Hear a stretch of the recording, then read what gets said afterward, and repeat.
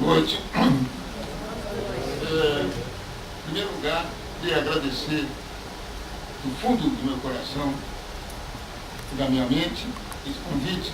Estar mais uma vez aqui nesse processo de despedida por conta-gotas.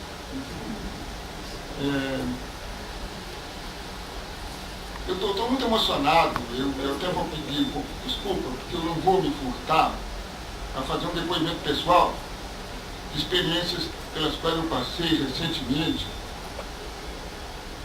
e que eu preciso explicitar aqui nesta noite. Primeiro, quero agradecer o convite e saudar os representantes do Centro Acadêmico, o professor Rocha, nosso presidente da DUFES, meu grande amigo, o professor Maurício. Mais uma vez estamos aqui numa mesa.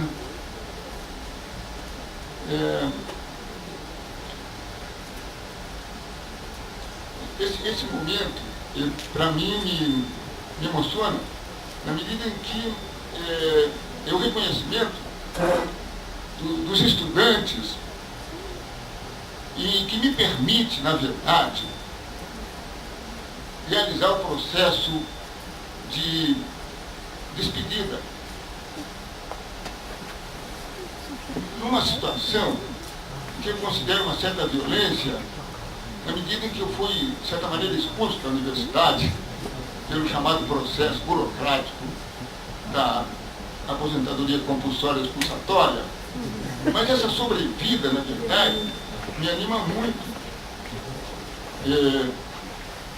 e me faz pensar na história de um recomeço e de dizer aquilo que Florestan falava. Embora eu seja um velho professor, não quero ficar um professor velho. Vendo o vídeo aí, eu me reportei aqueles momentos de emoção pela própria participação, de me sentir, inclusive, personagem da história, de ver e rever o que quando na França, em maio de 68, acontecia aquilo, quando na China acontecia a Revolução Cultural, nós aqui vivíamos numa ditadura terrível e cruel, e tratava-se já da emergência do golpe. E aqueles momentos, assim, que a memória nossa, que é muito frágil, a memória brasileira, nos faz retornar no tempo. Eu queria pedir desculpa para fazer um depoimento, porque eu também me considero, desculpe a modéstia, personagem desse processo. E eu vivi agora na cidade de Porto Alegre, pela qual eu optei em voltar a morar, uma situação de extrema emoção de coração e de mente. Eu participei, em frente ao Palácio Piratini, de um ato pela legalidade. Eu queria declarar aqui que há 50 anos atrás eu estava lá, participando da legalidade, pegando na enxada, pegando na picareta, ao lado do governador Leonel Brizola. Então, ver o Paulo Sérgio Pereira, ver que ele está lá presente, de novo, 50 anos depois, é algo terrível, assim, de emocionante. A nossa vida, a nossa passagem por este espaço, ela é surpreendente. Eu estou convencido de que só tem esta vida assim, não é a outra. Então eu preciso vivê-la o mais profundamente possível. E esse aqui é um momento que eu não vou esquecer muito cedo. Há alguns meses atrás, eu estive em São Paulo, eu e a minha mulher Luísa, com duas alunas, uma delas está presente aqui, a Jane e a Flavinha, e eu passei por um outro processo, porque dentro de uma circunstância, desculpe se eu vou passar um pouco de tempo, porque eu estou precisando fazer esse depoimento, antes de entrar no tema, impressionante do ponto de vista da memória, Eu estou envolvido num processo de abertura dos arquivos da ditadura. Nós precisamos realmente chegar a isso. E é preciso que não só o PT, como todos os partidos de esquerda, os sindicatos se envolvam no processo de avançar nesse sentido. Pois bem, eu fui preso político, estive no DOP, estive no DOI-CODE, e eu tinha, assim, vontade de ver os arquivos do meu processo. Não tem nenhum interesse pecuniário, porque eu não quero recompensa econômica, eu quero ver o julgamento e a verdade. A Jane estava aqui, está aqui presente hoje, e ela deve lembrar que eu passei por um processo muito curioso de ausência de memória. Embora eu vivesse em São Paulo, e depois do processo de prisão, depois de ter sido solto, eu lembrava daquele prédio técnico, pois eu esqueci da localização do prédio. Nem eu, nem a Luísa, nem a Jane, nem a Flavinha conseguimos, eu não sabia mais. E eu ia toda semana lá depois de solto. São coisas assim, né, que eu queria começar dizendo. Era isso. Então eu estou realmente muito emocionado por estar aqui presente, chamado pelos estudantes, ao lado do meu amigo Maurício, para falar sobre a universidade, para falar sobre esse fenômeno, essa instituição burocrática que nos envolve, que é a nossa casa, que foi a minha casa, que continua sendo a minha casa.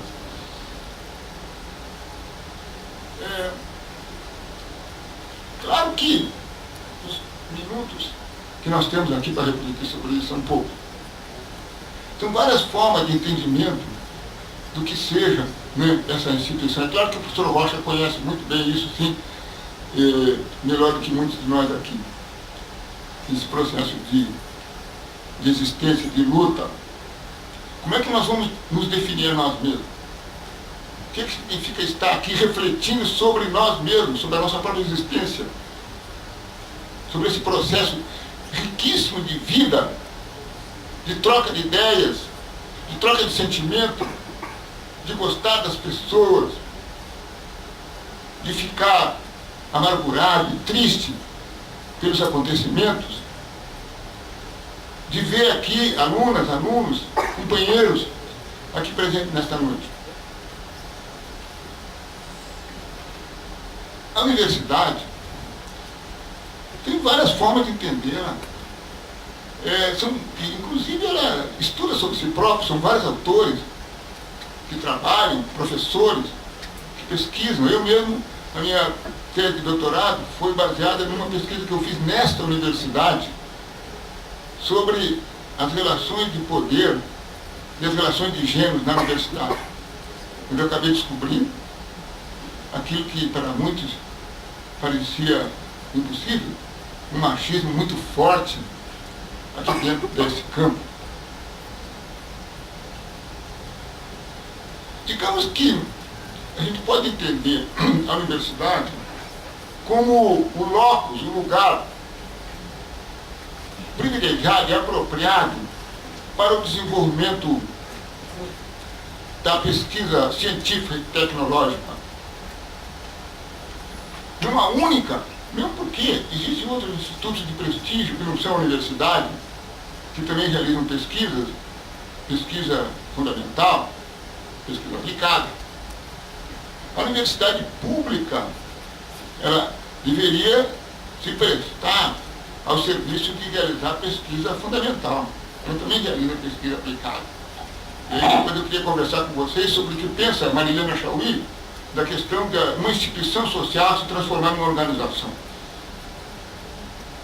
Aqui também formam-se profissionais com nível acadêmico que vão atuar no chamado mercado de trabalho. A universidade também pode ser concebida como um aparelho ideológico do Estado que reproduz as condições de existência da sociedade na qual ela está inserida. Assim como a família, a religião, os meios de comunicação e o próprio Estado. Se por um lado, é aqui o espaço realmente, o locus de desenvolvimento da pesquisa e formação acadêmica dos profissionais, é também um espaço de reprodução da ideologia. aqui e nas duas origens.